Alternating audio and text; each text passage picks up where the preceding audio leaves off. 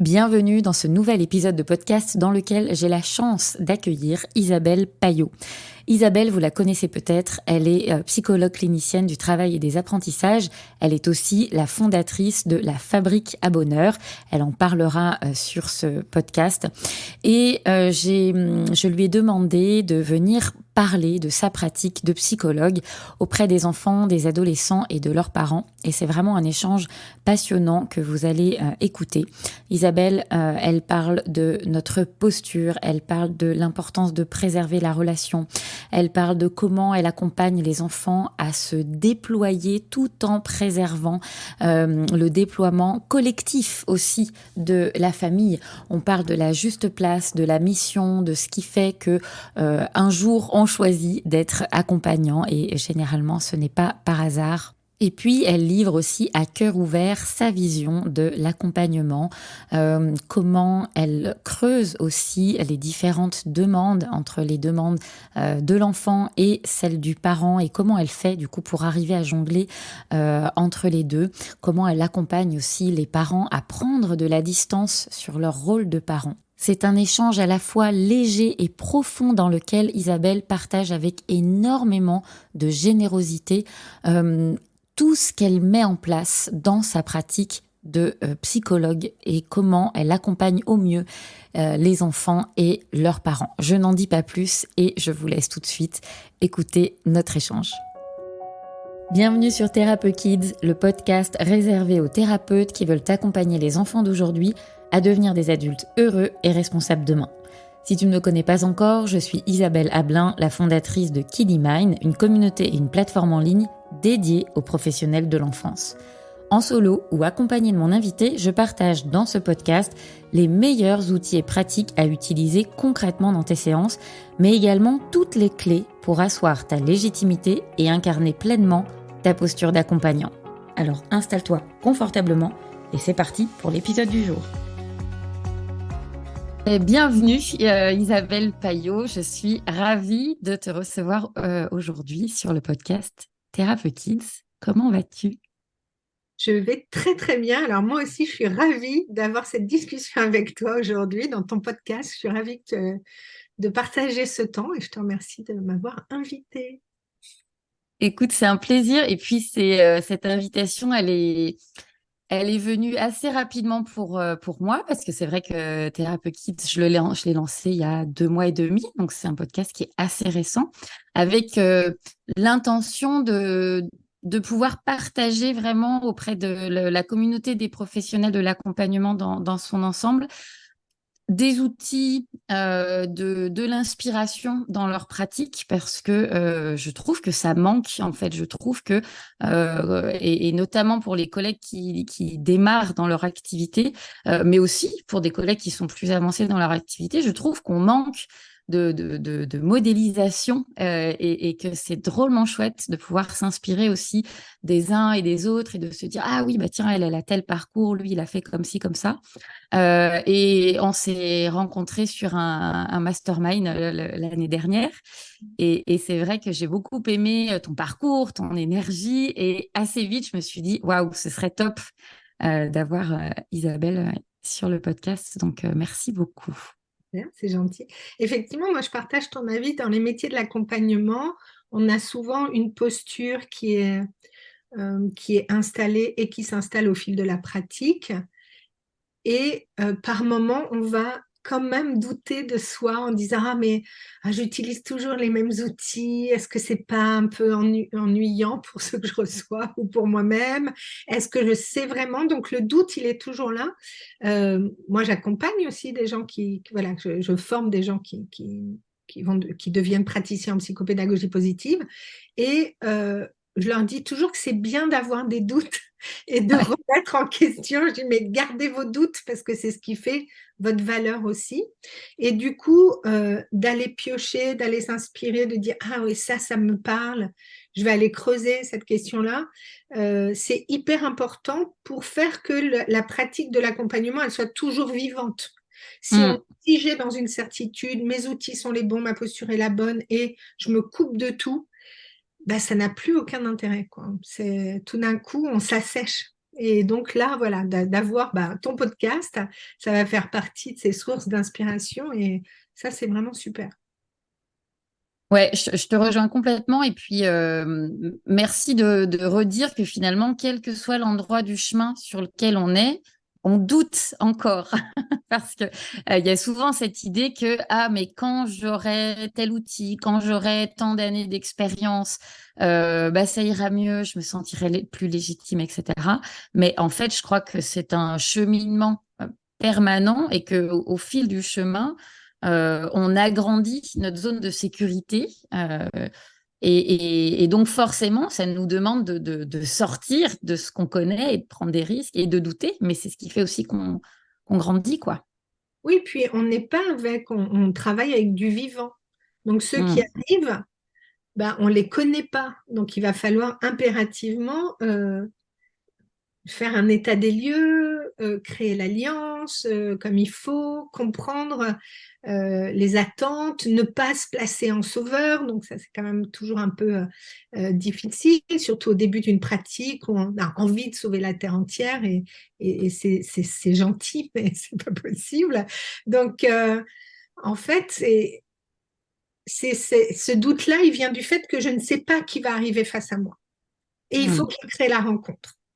Et plus je vais la créer Moi, souvent, je dis ça aux praticiens, je dis, mais il y a le premier outil, c'est le cœur ouvert, les oreilles ouvertes et taisez-vous, écoutez. Et voilà, le cœur ouvert, c'est le premier outil. Et ensuite, accueillir tout ce qui arrive et on verra bien, on va construire en cheminant. Donc le doute, c'est bien. Je peux avoir, comme tu le dis, tous les outils de la Terre. Il m'en manquera toujours un. Donc en fait, ça ne sert à rien d'en avoir 10 000. Donc il vaut mieux être capable de tisser quelque chose. Et puis, si la posture, elle est juste, elle est bien installée, alors de toute façon, ça va aller. On peut jouer au Mm. Mikado. Bon, c'est peut-être un peu exagéré ce que je vais dire, mais on peut faire une partie de Uno. Ça, voilà, au niveau thérapeutique, ça va marcher aussi, tu vois. Donc, il y Ouais. a quand même quelque chose qui est dans la relation plus que dans l'outil. L'outil, il vient servir. Tu vois, moi, je pourrais acheter la dernière visseuse dévisseuse Black Decker. Ça fait pas de moi une super ouvrière, tu vois. Je vais pas être meilleure à poser des étagères parce que c'est pas ma compétence. Donc, mon outil il peut être dernier cri, super, je peux tout avoir bien vu. S'il n'y a pas la posture, l'outil il est au service de la pratique et c'est pas l'inverse, hein. Malheureusement, Ouais. il y en a qui pensent l'inverse, mais Mais avec oui, mais, l'expérience, ouais, mm, mm. ouais, merci clairement pour pour ce rappel parce que c'est quelque chose effectivement. Ouais, je te rejoins complètement. Les outils doivent arriver au service d'une pratique et d'un accompagnement et pas l'inverse, quoi. Mm, mm. On est parti bille en tête là sur Oui, l'échange oui. et je vais quand même prendre le temps de te présenter pour ceux qui ne te connaîtraient pas, même si bah, on te voit un peu partout, en tout cas pour peu qu'on s'intéresse à l'accompagnement, bah, parce que tu es l'autrice déjà de plusieurs ouvrages, Apprendre autrement avec la pédagogie positive, Vive les atypiques, et j'élève mon enfant du mieux que je peux. Enfin, il y a plein de bouquins et je vous encourage à aller voir un petit peu tout ce que Isabelle Payot a fait. Et puis, tu es psychologue clinicienne, tu travailles et des apprentissages, thérapeute familiale. Tu t'es spécialisée dans le bien-être au travail et dans les apprentissages. Et alors, il y a tu es formée aussi en hypnose thérapeutique et en EFT, je crois. Oui, oui. On en parlera sûrement. Et puis, il y a une phrase que j'entends beaucoup et que moi qui fait écho très fort chez moi, c'est que tu es là pour réenchanter, pour permettre aux gens de réenchanter leur vie de l'école au travail. Est-ce que je le dis bien? Oui, oui, c'est ça, oui, oui, c'est Ouais, c'est ça. réinventer sa vie de l'école au travail. Parce que, effectivement, moi, j'ai pas du tout démarré comme psychologue clinicienne du travail, mon parcours.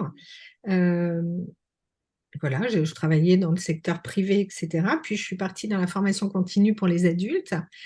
Et j'ai vu qu'il y avait quelque chose qui coinçait. Certains pouvaient se remettre au travail rapidement. après la formation et d'autres avaient du mal à réinvestir le champ du travail. Donc, ça m'a intéressée de comprendre ce qui se passait dans la boîte noire. J'étais très intéressée déjà depuis très longtemps par la psychologie, le développement individuel, etc. Et j'ai cherché une formation que je pourrais faire tout en ayant 3 enfants en bas âge et un travail. Et donc, j'ai trouvé ce parcours de psychologie clinique du travail au CNAM, au Conservatoire national des arts et métiers. Et quand je suis arrivée, j'ai vraiment vécu ce qu'on appelle une épiphanie. C'est-à-dire que quand le cours a commencé, la prof a commencé à parler, je me suis dit, waouh, mais je comprends tout. Et ça répondait exactement à mes interrogations. Donc j'ai été embarquée dans le truc. C'était vraiment Mm. l'endroit où je devais être. Et j'ai cheminé comme ça pendant 4 ans et demi.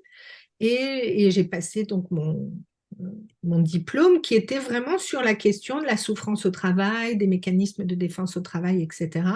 Et moi, j'avais fait mon mémoire sur la maltraitance chez les auxiliaires de puériculture. Donc ça, c'était il y a quelques années de ça. Et aujourd'hui, c'est toujours une réalité, malheureusement, Mm. comme on entend aux infos. Donc, déjà, ça me passionnait. Et puis, en parallèle, j'étais intéressée par comment les enfants euh, se développent, comment ils ont envie d'apprendre, et cette envie d'apprendre, elle continue à être entretenue. Et moi, je voyais bien que mes enfants étaient curieux, avaient envie d'apprendre, mais que l'école les a très vite désenchantés. Donc, ils n'avaient plus envie d'y aller. Et je me disais, mais comment ça se fait qu'on n'a pas envie d'y aller alors qu'ils étaient curieux, que tout les intéressait, tu vois?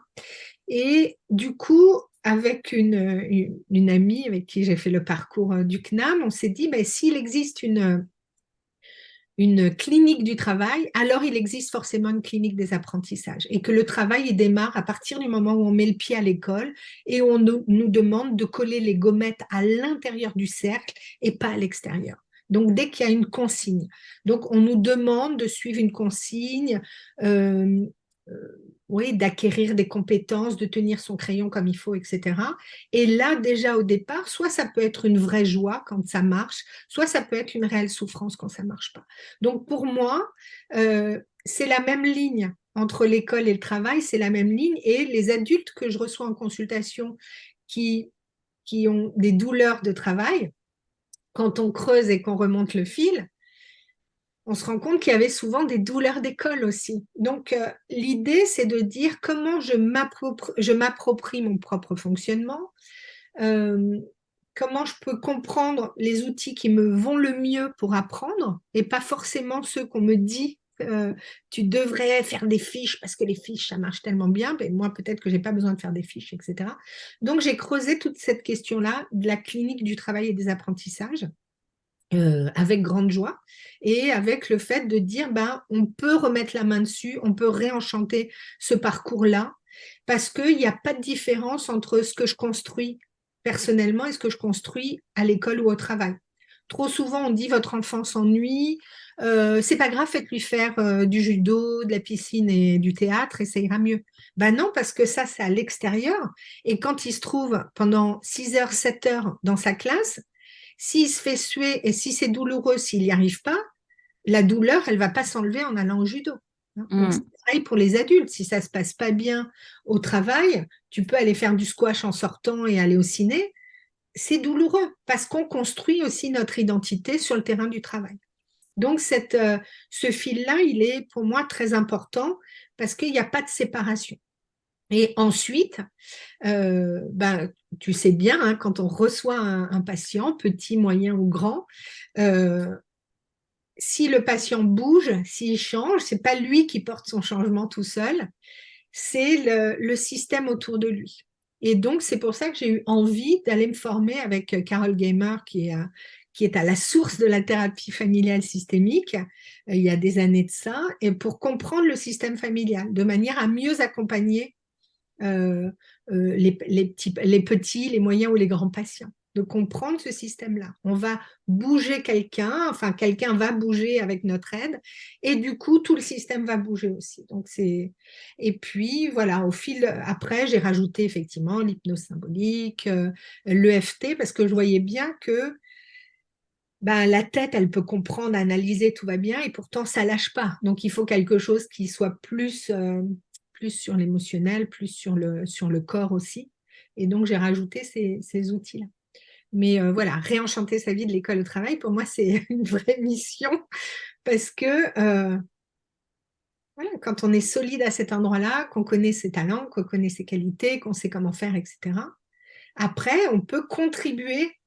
Moi, j'aime bien l'idée que on se développe, mais pas pour soi tout seul. On vit pas tout seul dans ce monde-là, mais pour voilà, contribuer au collectif et construire quelque chose ensemble. C'est important pour moi, cette dimension-là.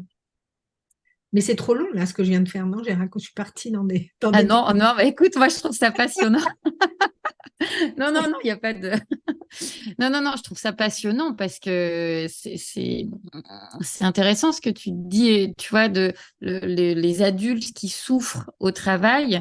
Bah, il y a quelque chose qui s'est installé déjà dès l'enfance et puis qui se rejoue probablement indéfiniment.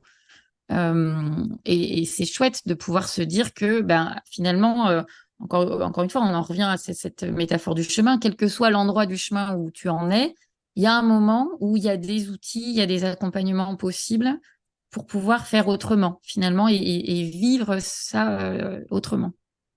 Même tu vois, sur la souffrance, certains pensent, si on souffre à l'école ou autre, c'est qu'on a des difficultés. Et moi, je vois des enfants qui n'ont aucune difficulté, hein, dont les bulletins de notes sont... C'est délirant de super notes. S'ils pouvaient avoir 25 sur 20, ils l'auraient. Ils sont parfaits, parfaits dans le moule, tout ce que l'école attend. Et pourtant, ce sont des enfants qui ne sont pas heureux, qui vont pas bien, Hmm. qui ont un stress de performance qui est trop fort, etc. Bah ça va donner des adultes au travail qui vont eux aussi avoir du mal à ne pas réussir tout de suite, qui vont être supra-anxieux s'ils doivent faire une présentation, etc. Donc le bon petit soldat n'est pas forcément quelqu'un qui va bien, hein. Donc moi, ce qui m'intéresse toujours dans un parcours comme ça, c'est quelles que soient les notes, quelle que soit la réussite, etc., quel est mon degré de bien-être? Comment je me sens? Est-ce que je me compare ou est-ce que je sais que je vaux quelque chose? Quel est mon niveau d'estime de moi? Il est où? Ma confiance Hmm. en moi, elle est où? Donc c'est ça qui est intéressant toujours à valider. Et on le sait, hein, quand voilà, les parents nous emmènent des enfants, souvent, eux, ils veulent être dans du résultat visible, il faut qu'il ait une meilleure note, il faut qu'il travaille mieux, il faut qu'il fasse ses devoirs sans râler, il faut que blablabla. Oui, mais c'est pas grave s'il n'a que 12 ou que 10, si par ailleurs il est épanoui sur plein d'autres domaines, que c'est un super camarade, qu'il a des potes et qu'on le reconnaît comme quelqu'un qui arrive à faire de la médiation, par exemple, si Hmm. c'est au sport, etc., si c'est un enfant enjoué et joyeux qui a confiance dans le monde autour de lui, tu vois. Donc, donc ça, dans l'accompagnement, c'est difficile, je trouve, parfois, de rester sur cet axe-là qui est notre mission, pourquoi on fait les choses, et de ne pas succomber aux sirènes de nos clients, qui sont les parents, en fait, hein, Hmm. et parce que c'est eux qui payent, et de dire, bah non, je vais leur faire plaisir aussi. Moi, je considère qu'on n'a pas à faire plaisir dans l'accompagnement. On a vraiment à traiter la demande comme il faut et ensuite rappeler cette demande-là en disant, mais voilà, est-ce que ce que vous vouliez, c'est quoi? C'est des meilleurs résultats ou que votre enfant ait mieux? Qu'est-ce que vous poursuiviez comme, comme objectif aussi? Est-ce que c'est de vous sentir mieux, quitte à changer de job ou d'impérativement rester là et de savoir que peut-être la souffrance va revenir, etc. Hmm. Donc, réenchanter sa vie de l'école au travail, et notamment au travail, c'est pas forcément quitter son job et aller élever des chèvres dans le Larzac. C'est peut-être rester dans la même boîte, mais à un autre endroit. C'est Hmm. peut-être réaffirmer ses missions. C'est peut-être se dire, ben non, ça, je l'ai fait pendant un temps et j'ai envie de faire autre chose. Donc, je vais me former pour faire autre chose. Donc, c'est toujours re-questionner mon rapport à mon identité professionnelle et à mon accomplissement et à ma contribution au monde. Ouais, complètement.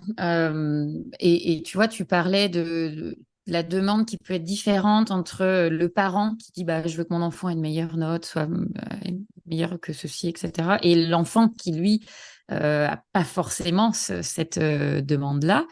Euh, et comment je sais qu'il y a souvent, j'ai souvent des questions de collègues qui disent bah, je ne sais pas comment gérer cette double demande. Tu vois, tu as la demande du parent, la demande de l'enfant ou de l'ado. Euh, qu'est-ce que tu conseillerais, toi, justement, pour accueillir cette double demande? Parce que, tu vois, on en parlait, il y a la question de l'alliance. Et donc, pour moi, euh, nos clients sont les parents, c'est eux qui payent, clairement, mais à un moment donné, tu accompagnes l'enfant. Et donc, pour moi, c'est hyper important de vérifier la demande de l'enfant et de savoir qui j'accompagne et comment je l'accompagne. Mais voilà, comment finalement tu fais pour que les parents se sentent pas exclus finalement de l'accompagnement en mode, bah écoutez, vous vouliez qu'il ait de meilleures notes, mais moi, en fait, ce qui m'importe, c'est qu'il aille bien, votre enfant. Si c'est pas la demande de parents, tu vois, comment tu fais ça et quel impact justement sur le système familial? Est-ce qu'il y a des moments où toi tu prendrais des précautions? Enfin, comment tu accompagnes ça? Moi, je vais toujours faire l'alliance avec la famille. C'est on entend tout le monde, on va poser et on va re-questionner cette demande-là. Mais une fois que l'alliance est faite avec tout le monde, j'accompagne une personne. Donc j'accompagne Hmm. un enfant, un ado, etc. Parfois, j'accompagne la famille au complet. En tant que thérapeute familial, c'est toute la famille. Donc, il ne va pas y en avoir un qui va qui va être privilégié dans le lot. Hein. Donc, par contre, je vais vraiment beaucoup traiter la demande. Et moi, j'utilise bien sûr des outils de thérapie systémique, thérapie familiale, en disant, bah voilà, euh, sur une échelle de 0 à 10, où 0, rien ne va, et 10, tout est merveilleux. Par exemple, sur une échelle du bien-être, de 0 à 10, où 0, c'est la loose totale, tu vas très très mal, et 10, tout va bien. Où est-ce que tu penses te situer? Et où est-ce que vous pensez que votre enfant se situe? Il y a des parents qui vont dire, ah là là, il est à 2, il va très très mal, et l'enfant va dire, bah, moi je suis à 6. Hmm. Donc déjà, on va venir démonter les projections. Parce que dans le 2 des parents, je vais leur dire, qu'est-ce qu'il y a? Et il y a des peurs. Il y a ce qu'il projette sur l'enfant. Et l'enfant va dire, bah non, si, c'est vrai que bah, ça marche pas trop à l'école, là, j'y arrive pas, mais j'ai des potes, mais ça me plaît bien, etc. Donc, les parents entendent ça. Et moi, je pense que euh, la parole soigne. Quand les choses sont vraiment dites dans un cadre neutre, avec quelqu'un qui tempère, reformule, etc., déjà, ça libère des choses. Ensuite, il y a vraiment, voilà, si je te donnais une baguette magique, j'ai toujours une baguette magique dans mon bureau, si je te donnais cette baguette magique qui est très magique, et que tu devais changer quelque chose dans ta vie à l'école, ou dans ta vie à la maison, ou dans ta vie en tant que collégien, donc c'est pas dans ta vie en général, c'est dans ta vie. Qu'est-ce que tu voudrais changer pour te sentir mieux? Hmm. Et je vais dire la même chose aux parents, de manière à ce que chacun comprenne que les parents, ils ont une problématique dans cette relation-là, avec des peurs, et qu'ils demandent le changement à leur enfant, mais que l'enfant ne va pas résoudre la peur du parent, l'inquiétude du parent, etc. Donc, chacun va reprendre sa problématique. Donc, c'est comme ça que je le traite d'abord. C'est prenez chacun vos paquets. Peut-être qu'il y a des paquets en commun, mais souvent, on se rend compte que voilà, c'est normal et je vais après pouvoir formuler le c'est normal. Nous, les parents, ou nous, les adultes, si le thérapeute n'a pas d'enfant, nous, les adultes, notre rôle, c'est d'accompagner les enfants pour qu'ils grandissent en sécurité, qu'ils se renforcent, qu'ils se sentent bien et qu'ils puissent ensuite être autonomes et agir dans le monde. Donc, c'est notre responsabilité. Et cette responsabilité, elle nous engage. Elle nous engage fort et parfois, elle fait qu'on va s'inquiéter plus qu'il ne le faut. Mais cette responsabilité-là, elle doit laisser de la place à l'enfant pour que lui prenne en charge aussi des choses qui lui appartiennent. Donc ensuite, tu vois, je travaille d'abord la problématique qui est à quoi, et ensuite, je donne à chacun la responsabilité de son territoire. Si un enfant décide de ne pas faire ses devoirs, les parents, ils vont pas se mettre à faire les devoirs, et j'en ai croisé pas mal comme ça, à 21h jusqu'à 23h parce qu'ils ont peur que leur enfant, le lendemain, soit puni, etc. Il y a quelque chose qui est plus important que les devoirs à cette heure-là, ça s'appelle dormir. Mm. Donc les parents, au nom de leur peur, vont complètement perdre leur sens commun et ne vont pas vouloir laisser leur enfant subir les conséquences de ce qu'il a mis en œuvre. Et subir les conséquences positives ou négatives. Hein. Si l'enfant travaille, fait seul les choses, ben, la note qu'il va avoir, la réussite qu'il va avoir, la fierté qu'il va tirer de ce qu'il a mis en œuvre, ça lui appartient pleinement. Ça Eh appartient oui. pas aux parents. Quand les parents disent « Ah, moi, je suis tellement fière de mon enfant », je dis ben, « Moi, j'espère qu'il est fier et je suis content pour lui, mais on a l'impression que parfois, il s'approprie cette fierté-là, la réussite, etc. » Ben non, il faut avoir une posture d'humilité en tant que parent. Hein. Donc, on accompagne et c'est l'enfant qui se déploie. Donc, chacun voit vraiment ce qu'il souhaite. Qu'est-ce que tu voudrais améliorer dans ton quotidien d'école ou dans ton quotidien, voilà. Et vous, qu'est-ce que vous voudriez voir? Et on voit ce qui est possible de travailler. Et peut-être parfois, je reçois les parents tout seuls. Mm. Parce que leur problématique, c'est leur problématique. Ça n'a rien à voir avec l'enfant. Donc, tu sais bien que celui qui vient, qui est le patient identifié, pas forcément lui qui a le problème. Hein. C'est celui qui a le symptôme, mais pas forcément. Mm. Ensuite, chacun reprend son territoire et sa responsabilité.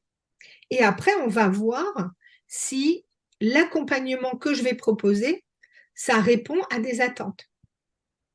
Et je vais délimiter l'accompagnement. Je vais dire, bah, moi, par rapport à ce qui s'est dit, il me semble qu'il faut d'abord travailler toute la question de l'autorégulation émotionnelle, de sentir ses talents, ses forces, etc., avant de traiter la question d'une méthodologie, etc., pour avoir des bonnes notes. Je dis, pour moi, les bonnes notes, ils vont arriver au bout. Et ce que je mets toujours en premier, c'est la question de la relation. Si la relation entre les parents et l'enfant, elle est merdique, ils peuvent s'aimer autant que possible. Si la relation, elle n'est pas bonne, ça va pas marcher. Ça va pas aller dans le bon sens. Donc, il faut que chacun puisse s'approprier un morceau de cette prise en charge. Et souvent, je dis aux parents, j'ai vraiment besoin de vous. J'ai besoin de Mm. vous parce que moi, on va se voir une heure tous les 15 jours. Mais de votre côté, je vais vous demander, si possible, de ne pas faire de remarques sur les notes ou de ne pas dire, voilà, je vais leur demander de m'aider dans la mise en œuvre de quelque chose qui forcément est le bien-être de leur enfant, le fait qu'ils reprennent de la confiance, de l'assurance, que son estime de lui soit plus grande, etc. Et après, on met des outils, on met de la méthodo, etc. Mais moi, pour moi, l'essentiel, c'est vraiment que la relation soit préservée. Et parfois, je pousse un peu le bouchon un peu loin, hein, parce que les parents ils disent oui, mais quand même, si on réussit pas bien, nanana, tu vois. Bah. Et je dis j'entends, hein, vraiment j'entends. Je dis mais il faut faire attention parce que parfois, quand on a des exigences comme ça et qu'on ce temps d'école, il va pas durer si longtemps sur toute la vie que vous allez traverser avec votre enfant, qui va devenir adulte en plus. Ça sera toujours votre enfant, mais ça sera un grand. Mm. Et si la relation elle est abîmée, bah après, on n'a plus envie de se voir, quoi. Et moi, je me dis toujours que le jour où je serai sur mon lit de mort, j'espère que mes enfants seront autour et on se dira, oh, qu'est-ce que c'était chouette, le chemin qu'on a fait ensemble. Et j'aurai pas autour de moi mon patron qui me dit, t'as bien travaillé, ou personne. Donc, pour arriver à ça et de se dire merci pour ce que tu nous as apporté, merci, j'étais heureuse d'être votre maman, etc. Bon, pour qu'on se quitte euh, au bout du chemin en se disant que c'était chouette d'avoir parcouru ça, il faut impérativement placer la relation au-dessus de toutes les autres contraintes. Et bien sûr qu'on va avoir ce rôle d'être contraignant, de dire non, c'est maintenant, là, tu te mets à bosser, hein, ils vont râler, etc. OK. Mais on peut pas, on doit à la fois avoir une position ferme qui encadre et qui est responsable, et aussi veiller à ce que notre enfant aille bien. On ne peut pas sacrifier ça sur l'autel de la bonne note parce que quand on va dîner en ville avec d'autres, on se dit ah mon enfant oui a eu son bac avec mention très bien, il rentre dans une super prépa, mais c'est pas nous, hein, on n'y est pour rien, etc. Mais si, quand on dit ça narcissiquement, ça fait du bien. Bien évidemment qu'on Mm. est heureux quand nos enfants réussissent. Mais ça ne peut pas prendre toute la place, la réussite. La réussite.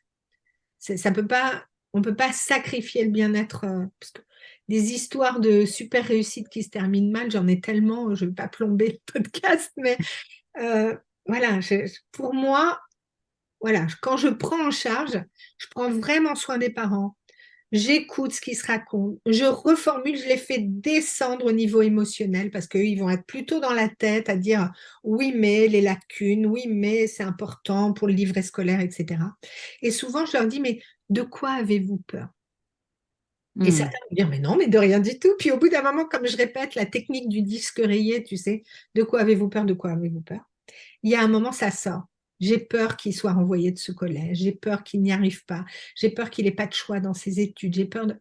Et il va y avoir des peurs qui sont, bah, comme toute peur, plutôt irrationnelle, mais on n'y peut rien, hein, ça fait partie de nous. Et de redescendre à quelque chose de plus émotionnel et de dire, faisons confiance, on va cheminer ensemble. Et moi, je prends toujours euh, les parents, je vais leur dire, est-ce qu'il y a quelque chose que j'ai besoin de savoir en début de séance? Est-ce que vous voulez rentrer quelques minutes? Et à la fin de la séance, voilà, on se voit à nouveau. Donc, je suis toujours en lien avec eux. Ils me connaissent. Et, tu vois, je laisse jamais les parents. Je sais qu'il y a des praticiens qui font ça, non, je vous dis rien, je vous rends votre enfant, vous me le donnez. Non, moi, je suis pas du tout OK avec ça. Parce Mm. qu'on travaille avec l'ensemble. Euh, voilà, donc je sais pas si ça répond vraiment, mais en tout cas, moi, je prends vraiment soin de ne pas exclure les parents. Et je vais toujours, quand je parle, même si je parle à l'enfant, je dis, tu vois, nous les adultes, notre rôle, c'est, et du coup, je m'inclus avec les parents. C'est très important qu'ils se sentent soutenus aussi par le thérapeute, tu vois. Mm. J'entends, dernièrement, j'ai entendu ça, là, une maman qui est allée avec son fils voir une psy. Au bout d'un quart d'heure, la psy lui dit, écoutez, taisez-vous, vous êtes déjà suffisamment castratrice avec votre enfant. Tu sais, ça fait un quart d'heure qu'elle est là, elle attaque la mère, mais à quel moment? Mm. C'est pas possible. Tu vois, c'est des thérapeutes, des praticiens qui sont dans une forme de toute puissance. Ils Mm. ont compris tout de suite et ils se permettent de juger. Non, le jugement, on doit le suspendre. Même si à l'intérieur on juge en se disant, bah, non, on va pas montrer ça, on va pas le dire. On va vraiment envelopper tout le monde. Je sais pas comment Mm. l'expliquer mieux que ça, quoi. Donc, entendre la peur des parents, entendre les craintes légitimes, entendre ce qui tiraille et ce qui coince, et puis faire alliance avec l'enfant et la famille. Ouais, c'est passionnant et je trouve qu'on entend vraiment, tu vois, au travers de ce discours, ce côté contenant, là où tu dis je prends tout le monde et puis on y va ensemble. Euh, Et tu vois, c'est vrai que moi, je parle beaucoup de l'importance de la relation, qui pour moi aussi. Alors moi, j'en parle beaucoup dans le sens de veiller à la relation de qualité qu'on va créer entre le Ouais. praticien et puis ceux qu'on accompagne. Mais ça vaut évidemment, et merci infiniment pour ce rappel, parce que je trouve que euh, ça permet de relativiser, tu vois, de prendre de la hauteur et de se dire finalement, mais qu'est-ce qui est important dans Mm. la vie? Tu vois, quand tu parles de bah, le jour où je serai sur mon lit de mort, effectivement, les notes, on s'en fout. Et tous ces trucs du quotidien qui peuvent pourrir la vie de beaucoup de familles, bah, quand tu prends ce recul-là, de se dire, mais au fond, qu'est-ce qui est important? Bah, ça n'est plus important. Mais sauf que ça prend tellement de place et je trouve qu'effectivement, quand on vient voir quelqu'un comme toi qui va pouvoir remettre ça au centre de l'essentiel, tu vois, et je trouve qu'on perçoit vraiment le cadre et le côté solide aussi que tu as dans ce que tu proposes, où voilà, tu reçois, tu accueilles, et puis à un moment donné, OK, la demande, c'est ça, mais là, moi, ce qui me paraît important, c'est déjà de démarrer sur ce truc-là. Et puis les notes, peut-être que ça sera une conséquence, peut-être même qu'on n'aura pas besoin de travailler dessus parce que on aura tellement bossé sur d'autres choses que finalement, il y a quelque chose qui va se mettre en place à ce niveau-là.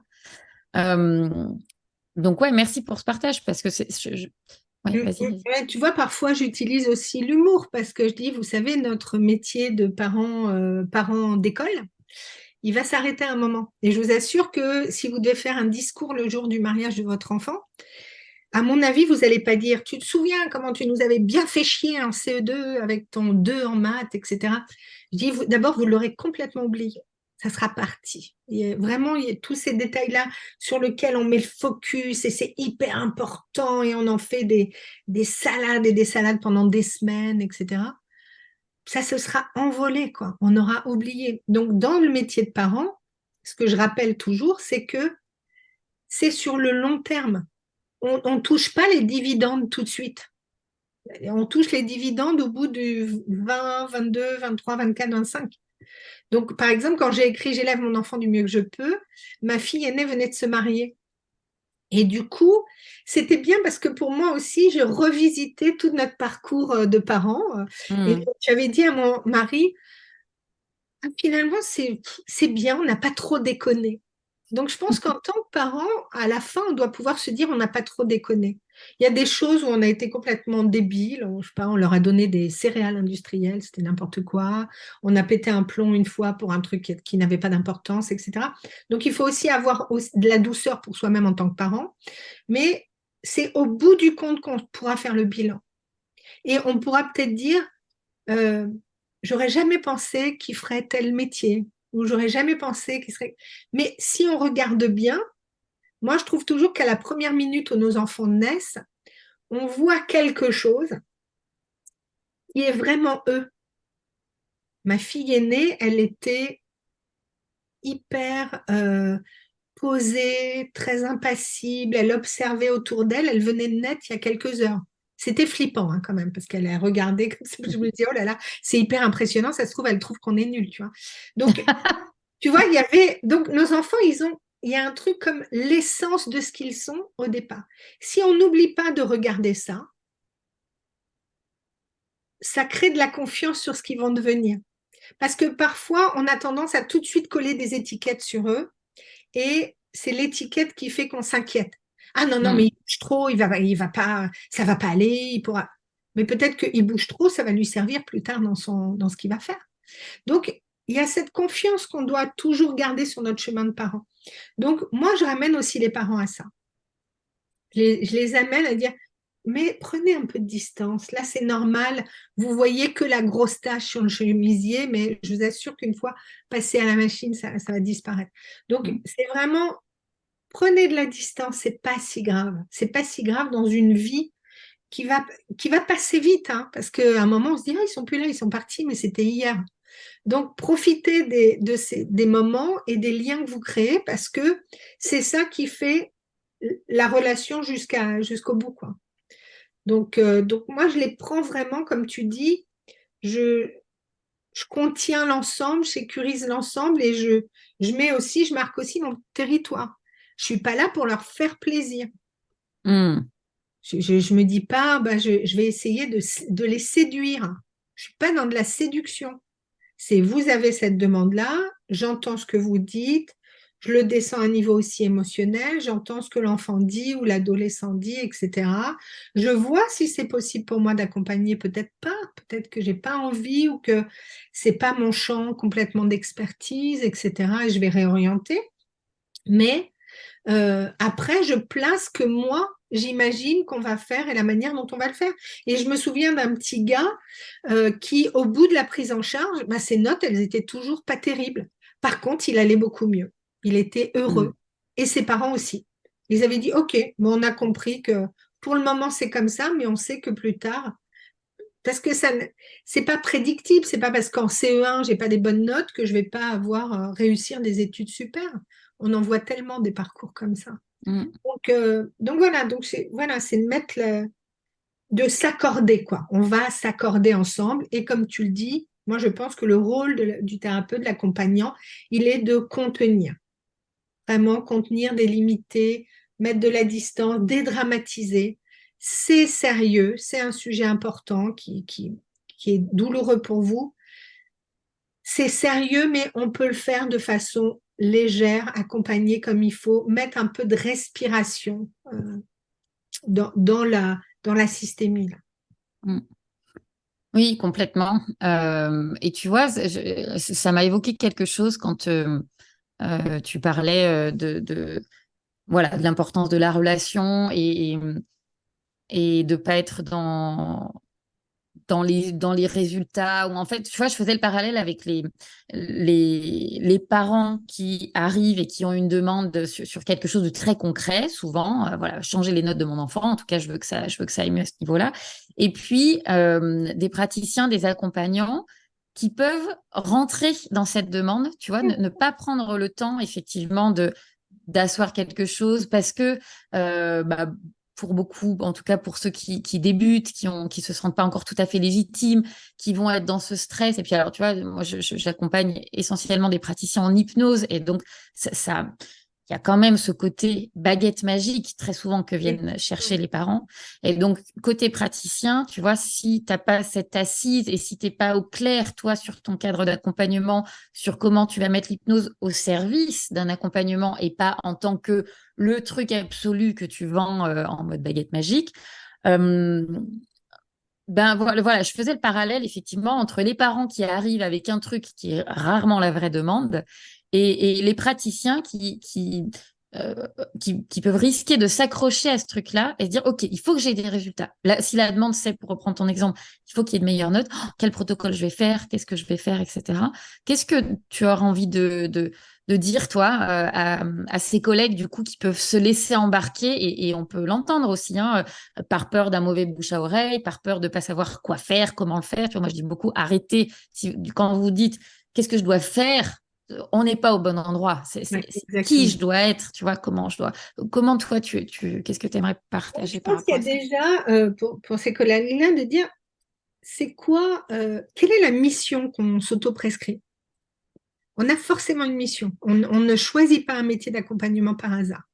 Donc le mieux, c'est quand même d'avoir réglé ces dossiers ou de continuer à les régler par ailleurs. On ne les règle pas sur la tête de nos patients, hein, bien sûr. Mais on doit sentir qu'on est à une juste place. Et quelle est la mission? Moi, ma mission, c'est que les relations au sein de la famille soient bonnes, pour que chacun puisse se développer individuellement et que la famille puisse se développer collectivement. Il ne peut pas y en avoir un qui se développe plus que les autres, au détriment des autres. Ça ne marche pas. Mais que chacun, voilà, soit reconnu, ni qu'il se conforme, ni... Donc, voilà. Donc, de trouver de l'individu au sein du collectif. Et donc, ma mission, c'est que les relations soient vraiment, vraiment bonnes et que tout le monde soit accepté avec ce qu'il est. Parfois, ben, il y en a un qui bouge, il y en a un qui est trop timide, il y en a un qui est ceci, cela. Donc, ça, avec le temps, ça va se faire. Donc, on est de la tolérance les uns vis-à-vis des autres. Ça, c'est profondément ma mission. Vraiment, Mm. c'est ce qui me tient à cœur. Et pour arriver à ça, j'ai une pratique, une posture, des outils, une démarche qui va être au service de ça. Mais l'entrée, moi, mon entrée, c'est la question du travail scolaire et travail. Mais j'ai d'autres collègues qui ne sont pas sur les questions de travail, mais ils servent la même mission que la mienne. Mm. Une fois qu'on a cette mission chevillée au corps, il faut lâcher l'idée du résultat. Parfois, on aura pu accompagner du mieux qu'on peut, c'est au-delà de nous. Et ça ne veut pas dire qu'on n'a pas réussi, ça veut dire que pour le moment, le résultat, il n'est peut-être pas à la hauteur de ce qu'on espérait, etc. Et que plus tard, il va continuer à y avoir ce qu'on appelle des répliques, hein, comme dans les séismes, et que peut-être ça va se dénouer un peu plus loin et tu ne le sais pas. Donc, dans notre pratique, il y a toujours quelque chose qui est un peu, parfois, qui peut sembler décourageant, qui est que on ne sait pas comment ça s'est résolu vraiment. Mm. Parfois, on le sait, d'autres fois, on ne sait pas. Et c'est OK. Ensuite, quand les parents arrivent avec une demande précise, etc., moi, je suis pour creuser, creuser, creuser, creuser l'anamnèse. C'est pas ça va sans dire. Je me contente pas de ce qui se raconte. Je vais questionner vraiment. Je vais dire, quand vous dites ça, les notes sont pas assez bonnes. Qu'est-ce que vous mettez dans le assez? Ça serait quoi des notes bonnes pour vous? Et pourquoi vous auriez besoin d'eux? Je vais creuser, creuser, creuser pour aller chercher ce qui se cache derrière. Ce qui se cache derrière, c'est toujours la peur, hein, de toute façon. Mm. C'est de la peur, de la peur, de la peur. Et cette peur-là, elle appartient à qui? Donc, il y a vraiment à vraiment creuser et reformuler. Si je vous entends bien, votre souhait, ça serait que, mais moi, ce que j'ai entendu aussi, c'est que il a peur de vous décevoir, il ne se sent pas à la hauteur, donc il y a quand même un déficit de confiance en soi. Donc, avant de travailler sur ça, il faudrait peut-être, tu vois, il faut vraiment avoir déblayé le terrain. Mm. Il ne faut pas s'en laisser compter. Si on croit ce que les parents disent, ou ce que nous on dit quand on va en, parce qu'on va dire ce qui vient, mais on sait bien que c'est pas complètement la vérité. Peut-être parce qu'on n'y a pas encore accès, peut-être parce que c'est difficile ou qu'on veut faire bonne figure devant le thérapeute. Mais moi, je m'en laisse pas compter. Mm. Mais je m'en laisse pas compter, pas de manière je vais essayer d'aller débusquer ce qui se cache derrière.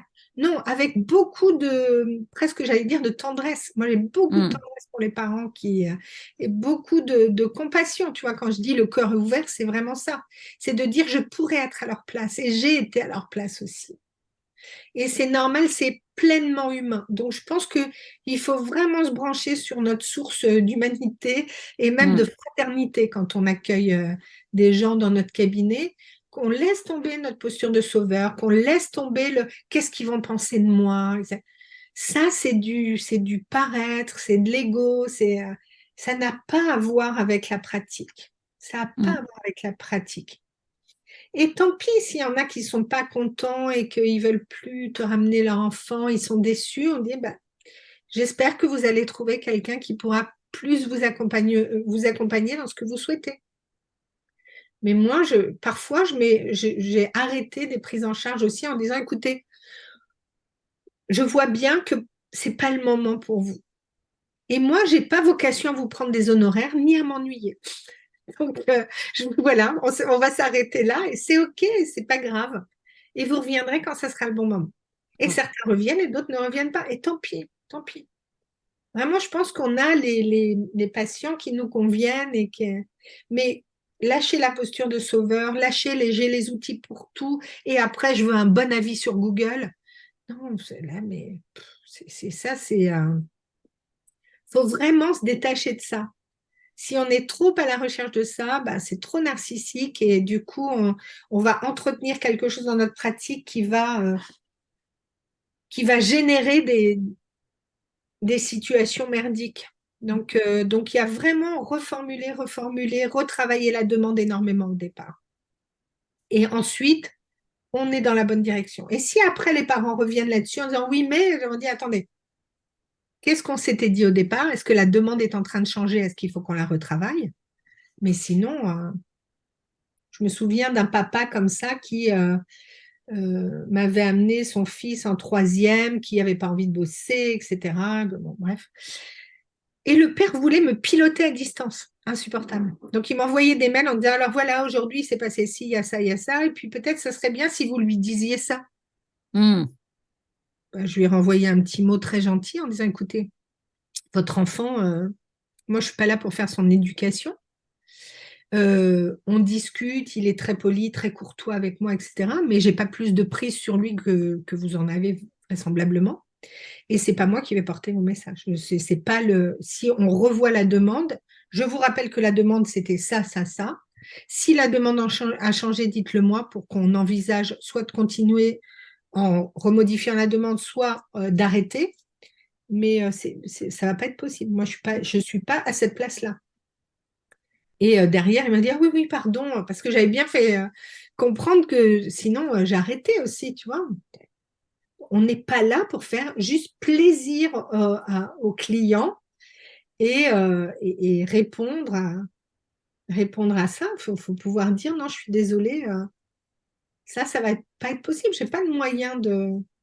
J'ai moyen d'agir sur la confiance, sur diminuer les peurs, sur travailler peut-être un peu la phobie, etc. Tu vois, en hypnose. Mais le résultat en lui-même, je me situerais dans une posture très, très toute puissante si je vous disais que tout d'un coup, il va avoir 19 la semaine prochaine. Il faut arrêter, quoi. C'est pas de la magie. Je ne fais pas de magie.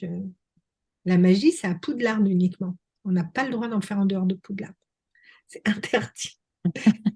Non, mais tu vois, donc il y a vraiment à dire, je vais vous accompagner, on va cheminer ensemble, mais et puis du coup, quand les gens disent, ah merci, hein, c'est grâce à vous que, moi j'ai du mal à supporter ce truc-là et je leur dis, bah non, absolument pas, là, c'est surtout grâce à vous. Ah bah non, Mm. quand même, je dis, mais moi je vous dis des choses, si vous ne les mettez pas en place, il ne se passe rien, hein. Donc c'est vraiment grâce à vous. Vous pourriez ne pas m'écouter, vous en fiche totalement de ce que je raconte ou de ce que je propose. Donc, il faut aussi que les gens s'approprient quoi, ce changement, sinon euh, ils sous-traitent, ils sous-traitent le bien-être de leur enfant ou leur propre bien-être en disant, bah voilà, je donne à la magicienne et elle va pouvoir, d'un coup de baguette magique, résoudre ça. Donc non, il faut les sortir de ça parce que il y a cette question dont on parlait au départ de la responsabilité. Exactement, ouais, ouais. Quel est mon champ d'action? De quoi je suis responsable? De quoi je ne suis pas responsable? Parce qu'il y en a qui pensent qu'ils sont responsables de 100% du truc. Ben non. Mm. Donc voilà, chacun prend son morceau. Donc pour ceux qui démarrent, etc., moi je dirais, gardez votre mission chevillée au corps et puis creusez bien la demande pour être sûr voilà, de bien reformuler en disant donc, voilà, est-ce que vous êtes d'accord avec ce que je vais dire? Ce que vous souhaitez, c'est ça, ça, ça. Ce que votre enfant souhaite, c'est ça, ça, ça. Ce que je propose, c'est telle chose. Est-ce que ça va pour vous? Mm. De refaire valider, hein, vraiment.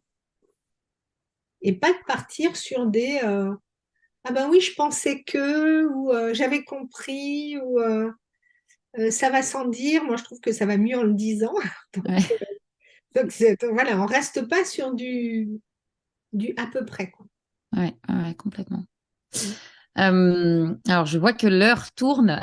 Je- Ouais. J'aurais encore plein de questions, mais peut-être si tu as un mot sur, vu que tu t'es formé en hypnose thérapeutique, qu'est-ce que tu as trouvé intéressant, toi, dans cet outil et dans ta pratique de psychologue clinicienne? Ou Alors, de pas intéressant, d'ailleurs, je sais Alors, pas. pour tout te dire au départ, je ne vais pas dire où je me suis formée, parce que je n'aime pas faire cette chose-là, mais Je le sais, mais je ne dirai rien. tu le sais, parce qu'on en a parlé, mais pour moi, ça a été douloureux. Hmm. Un endroit qui n'était pas, c'était pas bienveillant. Voilà, j'ai créé la pédagogie positive, donc autant te dire que j'applique ce que je raconte quand même. Pour moi, l'alignement, c'est très important. La cohérence. On ne peut pas faire autre chose que ce qu'on dit. Et là, c'était douloureux parce que c'était une pédagogie qui n'était pas bienveillante. C'était pas gentil. Hmm. Techniquement, c'était supra au point, mais c'était pas gentil. Et du coup, heureusement que j'avais une amie avec moi qui disait allez, on reste, on va jusqu'au bout, parce que plus d'une fois, j'avais envie d'hurler et de dire mais on ne peut pas traiter les gens comme ça, etc. Et je suis restée. Et quand je suis sortie de tout ce parcours de formation, j'avais l'impression d'être nullissime. Je me dis, mais jamais je saurais utiliser l'hypnose dans ma pratique, c'est pas possible. Et petit à petit, bah, aidée par cette amie, elle me dit, mais si tu fais des choses, tu sais faire des choses, etc.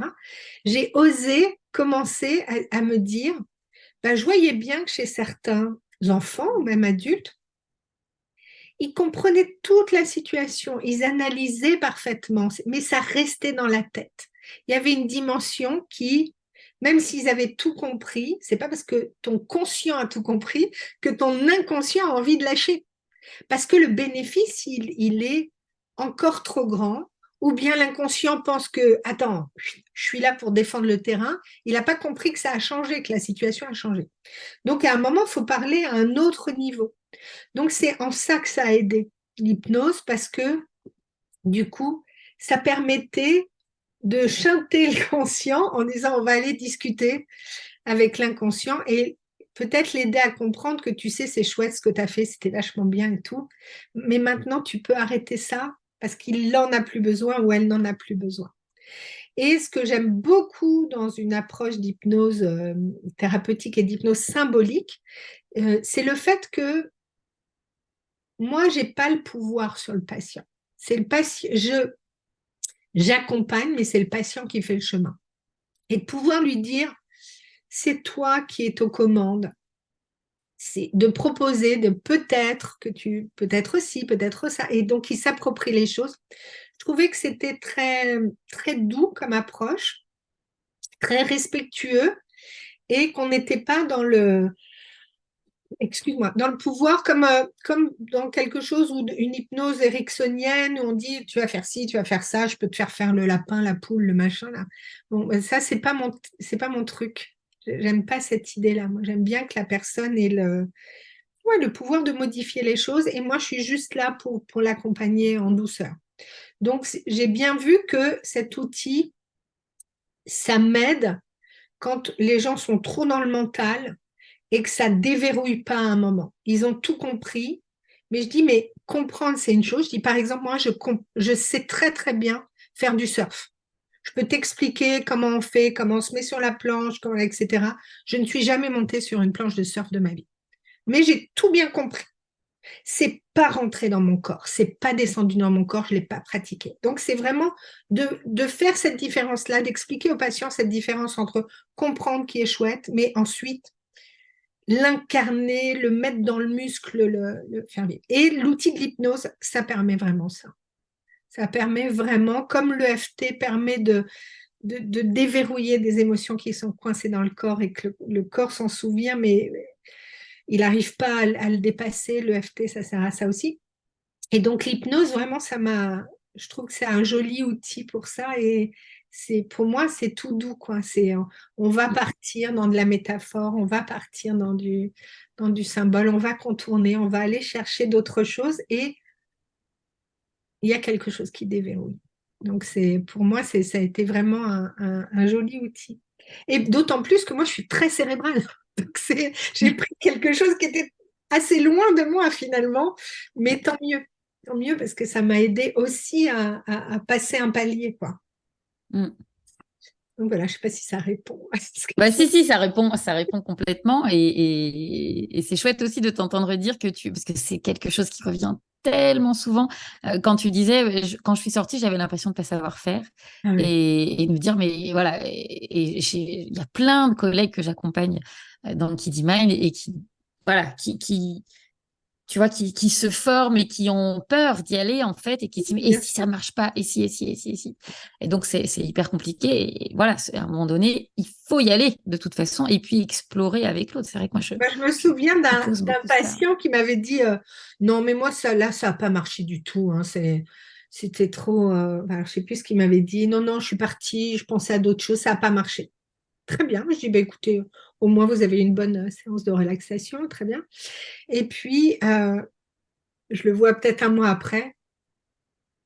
Il dit ça marche super, hein, votre truc. Hein, ça y est, j'ai dépassé.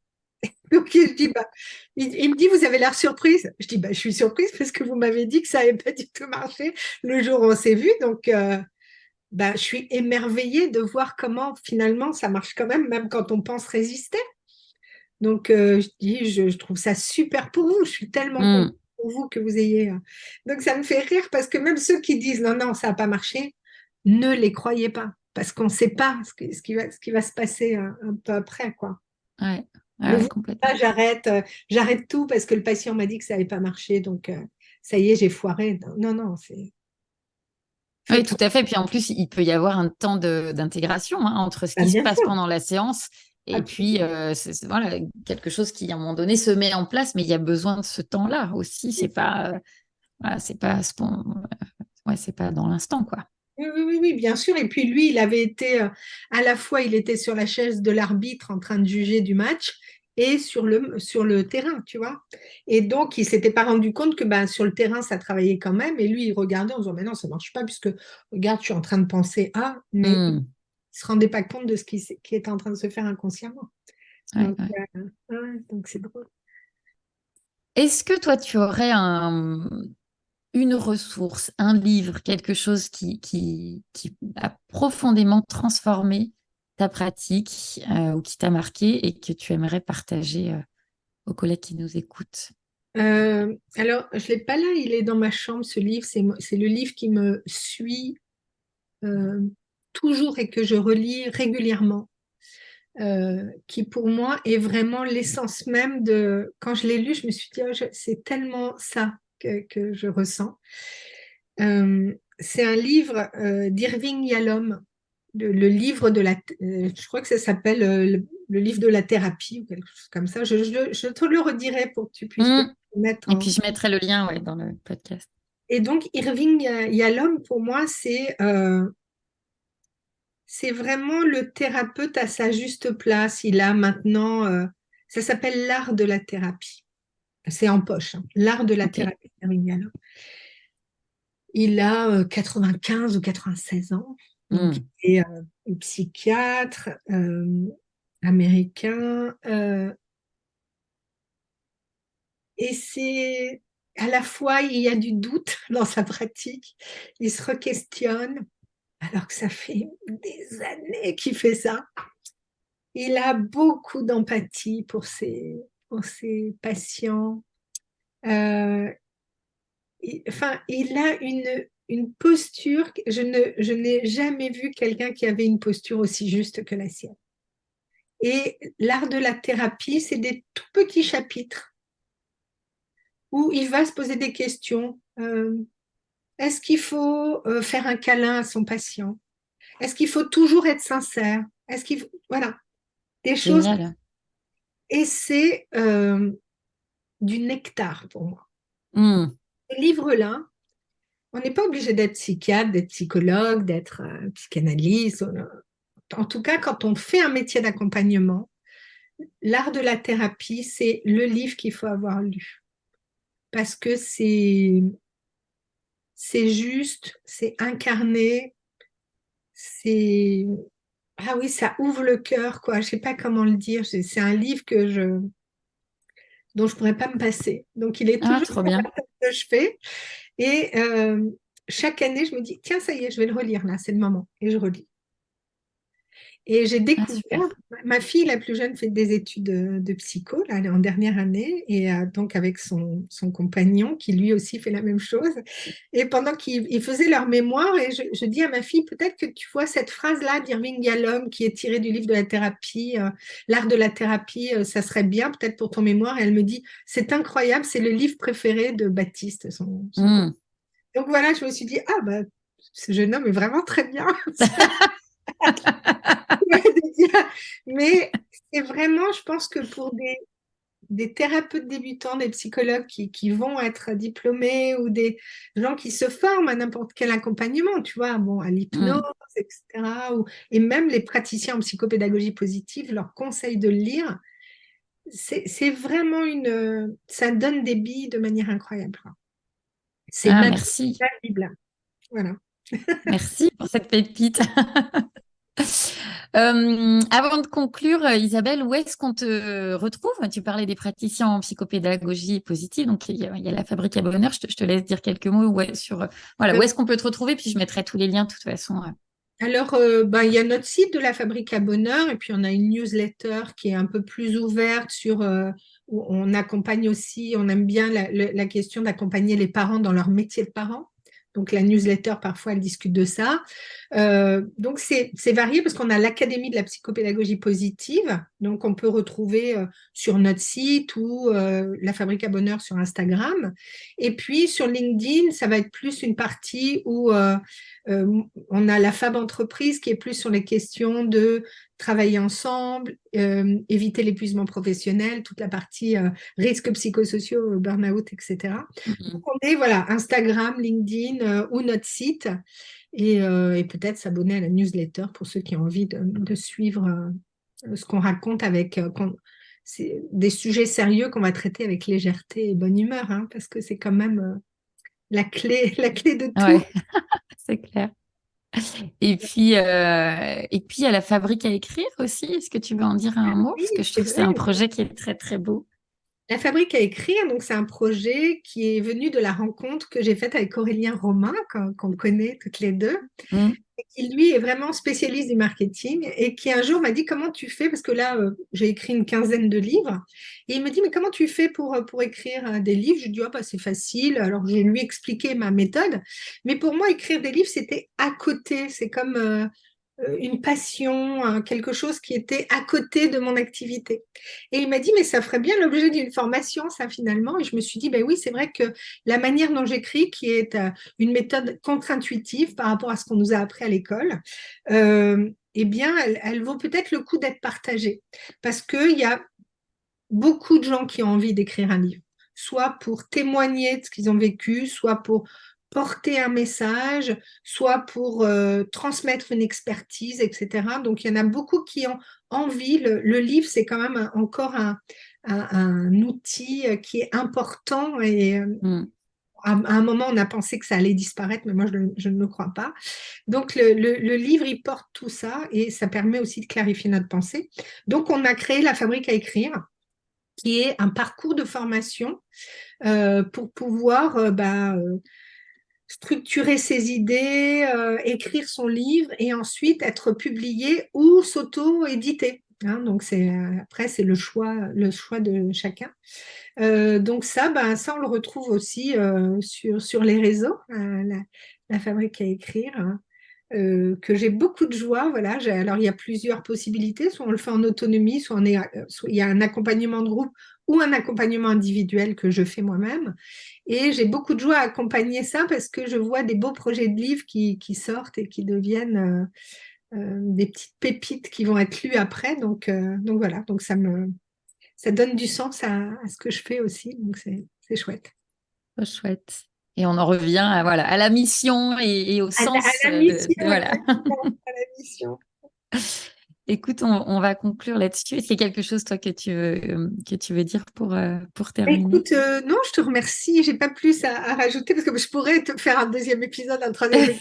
Tu sais bien qu'on a toujours Mais pourquoi pas? Ah bah écoute, on a toujours des pourquoi choses à pas? se dire toutes les deux sur nos pratiques, etc., sur différents angles. En tout cas, moi, je te remercie infiniment. J'adore ce format de conversation euh, que, que je trouve agréable à entendre quand je suis auditrice et puis à faire Hmm. quand j'y participe. Donc, merci à toi et voilà, longue vie à ce beau podcast. Écoute, merci beaucoup. Moi, je me suis régalée encore une fois à t'écouter et je sais que tout ce que tu as partagé là, ça va être très, très, très utile à tous ceux qui vont nous écouter. Donc, merci beaucoup d'avoir partagé tout ça avec la joie, le dynamisme et puis l'authenticité qui te caractérise. Merci beaucoup, Isabelle, et puis à très bientôt. À bientôt.